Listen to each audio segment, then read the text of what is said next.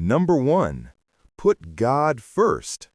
Put God first in everything you do. Everything that you think you see in me, everything that I've accomplished, everything that you think I have, and I have a few things, everything that I have is by the grace of God. Understand that it's a gift. 40 years ago, on March 27, 1975, 40 years ago, just this past March, I was flunking out of college. I had a 1.7 grade point average. I hope none of you can relate.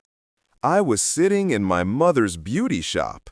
Do they still call it a beauty shop now? What do they call it? Yeah, a beauty parlor. I was sitting in my mother's beauty parlor, looking in the mirror, and I saw behind me a woman under the dryer.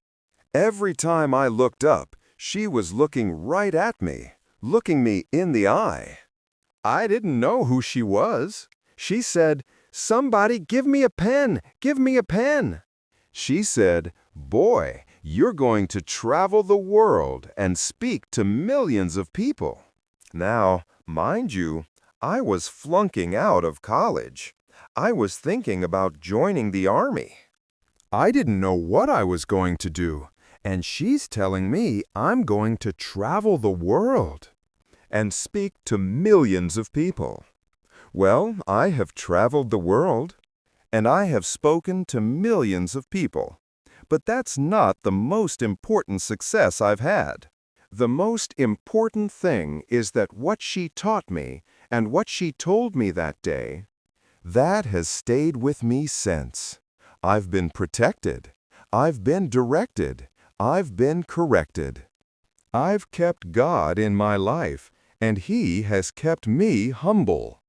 I didn't always stick with Him, but He always stuck with me. So stick with Him in everything you do. If you think you want to do what you think I've done, then do what I've done. Stick with God. Number 2, fail big. That's right. Fail big. Today is the beginning of the rest of your life. And it can be very frightening. It's a new world out there. It's a mean world out there, and you only live once. So do what you feel passionate about. Take chances professionally. Don't be afraid to fail. As you know, like that test with 9 dots, where you had to draw 5 lines with a pencil, within the 9 dots without lifting the pencil. The only way to do it was to go outside the box. So don't be afraid to go outside the box. Don't be afraid to think outside the box. Don't be afraid to fail big, to dream big. But remember, dreams without goals are just dreams, and they ultimately fuel disappointment. So have dreams, but have goals.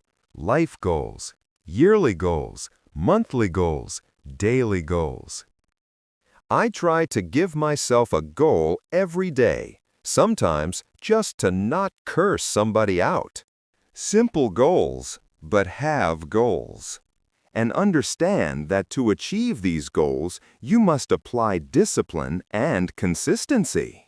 In order to achieve your goals, you must apply discipline, which you've already done, and consistency every day, not just once and then miss a few days. You have to work at it every day. You have to plan every day. You've heard the saying, "We don't plan to fail, we fail to plan." Hard work works. Working really hard is what successful people do. And in this text-tweet world that you've grown up in, remember, just because you're doing a lot more doesn't mean you're getting a lot more done. Remember that. Just because you're doing a lot more doesn't mean you're getting a lot more done. Don't confuse movement with progress. My mother told me so. Yeah. Because you can run in place all the time and never get anywhere. So continue to strive. Continue to have goals. Continue to progress. Number 3. You'll never see a U-Haul behind a hearse. I'll say it again. You'll never see a U-Haul behind a hearse. I don't care how much money you make. You can't take it with you. And it's not how much you have. It's what you do with what you have. We all have different talents.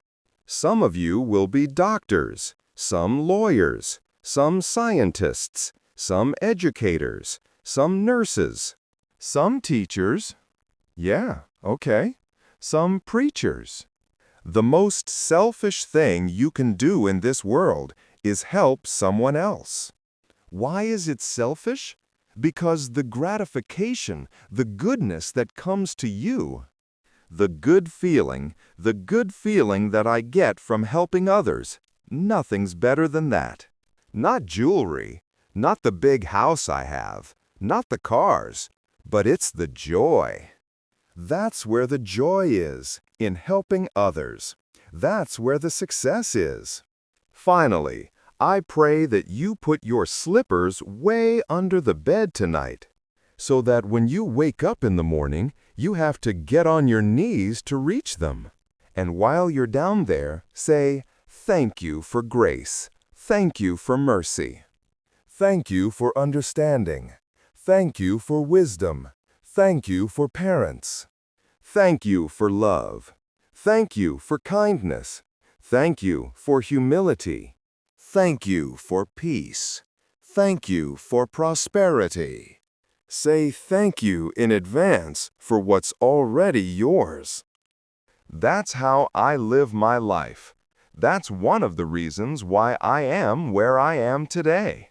Say thank you in advance for what is already yours. True desire in the heart for anything good is God's proof to you, sent beforehand, to indicate that it's yours already. I'll say it again. True desire in the heart, that itch that you have, whatever it is you want to do, that thing that you want to do to help others and to grow and to make money, that desire, that itch, that's God's proof to you, sent beforehand, to indicate that it's yours. And anything you want, good, you can have. So claim it. Work hard to get it. When you get it, reach back. Pull someone else up. Each one teach one. Don't just aspire to make a living. Aspire to make a difference.